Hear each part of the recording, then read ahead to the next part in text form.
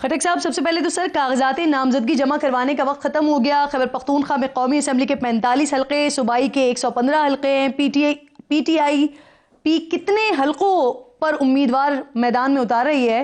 اور سر کیا کسی پارٹی سے سیٹ ایڈجسٹمنٹ کا امکان ہے یا بات چیت چل رہی ہے خٹک صاحب؟ اس وقت تو تقریباً سمجھے کہ ہم 60-70% حلقوں میں ہمارے لوگ آ گئے، اور کچھ ہمارے ایسے دوست ہیں جو آزاد لڑ رہے ہیں اور انشاءاللہ وہ جیتیں گے، وہ بھی ہمارے ساتھ آئیں گے. تو اب اور بھی لوگ ہمارے پاس آ رہے ہیں انشاءاللہ. مجھے امید ہے کہ 80% حلقوں پہ ہمارے لوگ کھڑے ہوں گے. سر پنجاب اور سندھ وغیرہ نہیں ہے اس وقت؟ وہاں سے کوئی امیدوار نہیں آ رہا ہے پارلیمنٹیرینز کا؟ دیکھیں، میرے پاس ٹائم کم تھا، میری پارٹی کو بنے ہوئے 3 مہینے ہوئے. میں نے پوری توجہ خیبر پختونخوا پہ دی ہے، کیونکہ پھر نہ ادھر کا رہتا نہ ادھر کا. پارٹی تو سارے ملک کی ہے. انشاءاللہ اس الیکشن کے بعد وقت ملے گا تو پھر ہم پنجاب میں میرے دوست ہیں، سندھ میں ہیں، بلوچستان میں ہیں.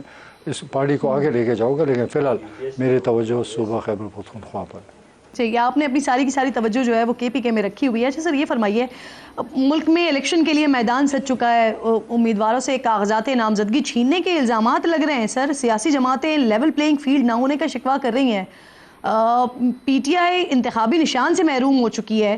اس ساری صورتحال کو پی ٹی آئی پارلیمنٹیرینز کس طرح سے دیکھ رہی ہے؟ اور اگر الیکشنز ایسے ہوتے ہیں سر تو کیا ساکھ ہوگی الیکشن کی؟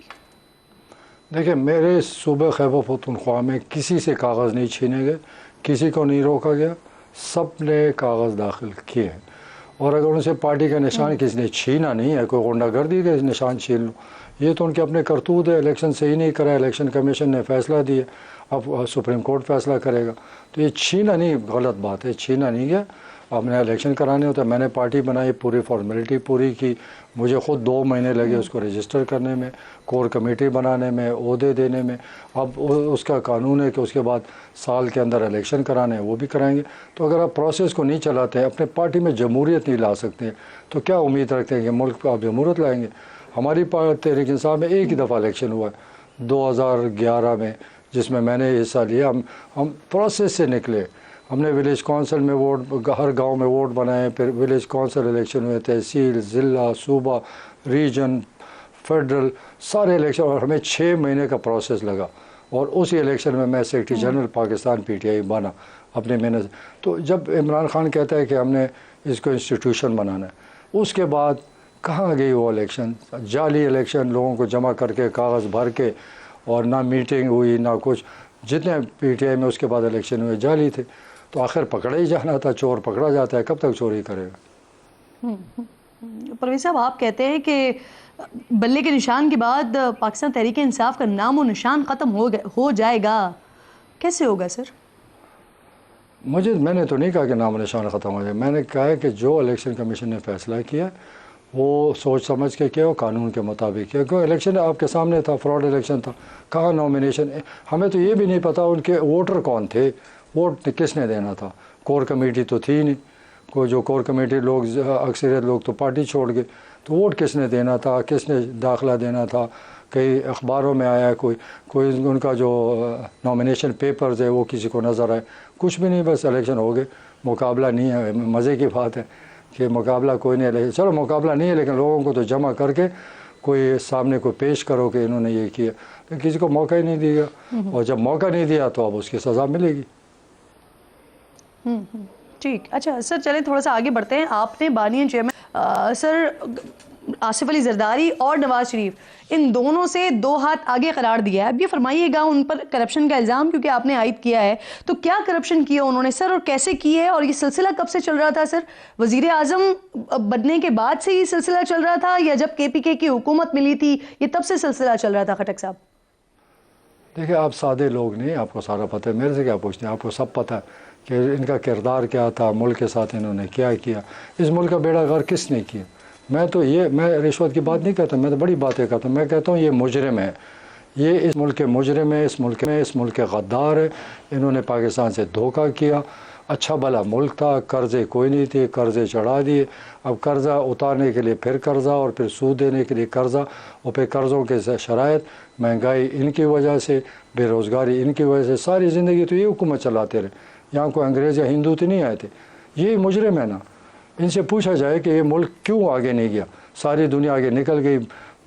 افغانستان جیسے ملک پہلے 1 روپے میں 300-400 افغانی ملتے تھے، اب 4 روپے کا 4 روپے پر 1 افغانی ہے، کیونکہ ان پہ قرضہ کوئی نہیں۔ یہاں پر بنگلہ دیش جیسے ملک ہم سے آگے چلا گیا کیونکہ قرضہ کوئی نہیں۔ یہ رشیا، یہ جتنے ممالک ہیں، انڈونیشیا ہے، ملیشیا ہے، کوریا ہے، یہ سب ہم سے پیچھے تھے۔ ہم ان کا اللہ سر تعالیٰ جن نہیں سے مان رہا، سوال لیڈر کرنا ہے ان مجرموں میں عمران خان بھی شامل ہیں خٹک صاحب؟ بالکل بالکل، وہ بھی مجرم ہے کیونکہ اسی ڈگر پہ وہ چلا۔ میں 4 سال ان کے ساتھ رہا، میں اس لیے آیا تھا، میں وزارت چھوڑ کر آیا تھا، 5 سال میں نے محنت کی، اس صوبے کو آگے لے کر گیا، میرے ریفارمز پر الیکشن کیمپین کی، پھر میں پوچھتا رہا کہ آپ پنجاب میں پولیس ٹھیک کرو، ایجوکیشن ٹھیک کرو، ہیلتھ ٹھیک کرو، پٹوار خانے ٹھیک کرو، رشوت پہ ہاتھ ڈالو، وہ نہیں کر سکتے، اسلام آباد میں مثال بنا دو۔ کوئی کام نہیں کیا اس ملک نئے پاکستان میں۔ کیا ملا 4 سال میں؟ تو میں نہیں دیکھا کہ اکانومی بہتری ہو، تو میں مان جاؤں گا۔ کوئی یہاں پر ڈالر آنا شروع ہو گئے، جیسے کہتے ہیں بارشوں کی ڈالر کی بارش ہوگی، کہاں گیا ہمارا ڈالر ہی غائب ہو گیا۔ یہاں کہتے تھے کہ روزگار کے لیے پاکستان میں لوگ روزگار لینے آتے، اب تو لاکھوں لوگ باہر جا رہے ہیں۔ وہ جو اچھا بھلا ملک تھا اس کو ہی بگاڑ دیا، نیا پاکستان کہاں سے بنا؟ تو میں تو یہی سوچ کے حیران ہو گیا کہ میں تو آیا تھا، یہ ایک لیڈر ہے، ایماندار ہوگا، ملک کو آگے لے جائے گا، قرضے اتارے گا، لیکن وہ بھی وہی قرضے لیتا رہا۔ عمران خان نے کہا تھا تقریر میں کہ اگر میں قرضہ لوں گا میں خودکشی کروں گا، تو کر لینا خودکشی۔ جھوٹ، سارا جھوٹ، فراڈ۔ 4 سال میں نے دیکھا، 5 سال تک میں وزیر اعلیٰ تھا، اس کا کوئی اس میں مداخلت نہیں تھی، لیکن 4 سال میں نے دیکھا کیبنٹ میں کوئی میں نے اسکیم نہیں دیکھی کہ اس ملک کے لیے بہتری ہوگی۔ اس صوبے کے پیسے روک دیے، اس ہمارے صوبے کو کوئی پروجیکٹ نہیں دیا، پٹھانوں کو بیوقوف سمجھتا ہے، ہمارے پیسے روکے۔ کوئی ایسا پروجیکٹ کوئی بتا دے 4 سال میں وفاق نے اس صوبے میں کیا؟ ہمارے تو اپنے پیسے روک دیے، نیٹ ہائیڈل کے پیسے روکے گئے، میں لڑتا رہا ہوں پیسے۔ ٹھیک، خٹک صاحب یہ آپ آ گئے جب مرکز میں پی ٹی آئی کی حکومت تھی اور کے پی کے میں بھی پی ٹی آئی کی حکومت تھی، لیکن میں ذرا آپ کو واپس لے کے جانا چاہ رہی ہوں اس وقت جب کے پی کے میں آپ اس وقت وزیر اعلیٰ تھے، مثالی صوبہ آپ نے بنایا، سسٹم کو بہترین کیا، جس کی بنیاد پر پھر اگین پاکستان تحریک انصاف نے میدان مارا کے پی کے میں اور اگین حکومت بنائی۔ تو سر جب آپ نے اتنے زبردست وہاں پہ کام کیے، مثالی کام کیے، وہاں پر عمران خان نے آپ کو نہیں روکا، تو پنجاب میں کیسے روک رہے تھے؟ نہیں، مجھے وہ روک ہی نہیں سکتا تھا، میری تو اپنی سوچ ہے، میرا اپنا ویژن ہے، عمران خان مجھے کیسے روک سکتا تھا؟ کئی چیزیں وہ نہیں، جیسے بی آر ٹی ہے، کہتے نہ بناؤ، میں نے کہا میرے صوبے کی آج بی آر ٹی دنیا میں ٹاپ 3 میں آ گئی، ٹکٹنگ نمبر 1 آ گئی، اور سب سے زیادہ ٹریولنگ جو ہے اس وقت 3 لاکھ سے زیادہ ایوریج روز سفر کرتے ہیں پنجاب۔ یعنی سر جسے عمران خان صاحب جنگلہ کہا کرتے تھے، وہ خان صاحب نہیں بنانا چاہ رہے تھے، لیکن کیونکہ آپ نے ان کو کنونس کیا یا آپ نے ان کو کہا کہ میرے صوبے کی ضرورت ہے اس لیے بی آر ٹی بنا؟ نہیں، وہ تو انکاری تھے، مجھے تو انہوں نے کہا مت بناؤ۔ میں نے ان کو کہا چلیں پشاور چلتے ہیں، پریس کانفرنس کرتے ہیں کہ آپ نے وعدہ کیا، میں نے بھی کیا، دونوں چلتے ہیں پشاور اور کہیں گے کہ ہم آئندہ پشاور نہیں آئیں گے۔ اس وقت اٹھ کے چلا گیا، میں نے بی آر ٹی بنائی، پھر جب بن گئی افتتاح کر رہا تھا تو آپ کو اگر وہ کلپ یاد ہو تو اس میں خود کہا کہ پرویز خٹک ٹھیک تھا اور میں غلط تھا۔